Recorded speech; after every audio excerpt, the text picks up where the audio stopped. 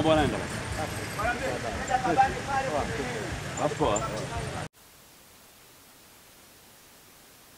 Ripoti za Ayo TV pamoja na millardayo.com na ripoti kutokea hapa visiwani Pemba, na hapa tulipo ni katika uwanja wa ndege wa Pemba, ambapo katika eneo hili ilitakiwa kufanyika makubaliano ama makabidhiano ya ujenzi ya uwanja wa ndege wa Pemba, ambapo mgeni rasmi alitakiwa awe Rais wa Zanzibar na mwenyekiti wa Baraza la Mapinduzi, lakini kutokana na msiba wa kaka yake Abbas Ali Mwinyi, Dr. Mwinyi amelazimika kuondoka hapa kisiwani Pemba na kuelekea kisiwani Unguja kwa ajili ya taratibu za mazishi, ambapo kwa hapa atawakilishwa na makamu wa pili wa rais Mheshimiwa Hemed Suleiman Abdullah. Hizi ripoti za Ayo TV kutoka hapa Pemba. Mimi ni Tusatiza Day.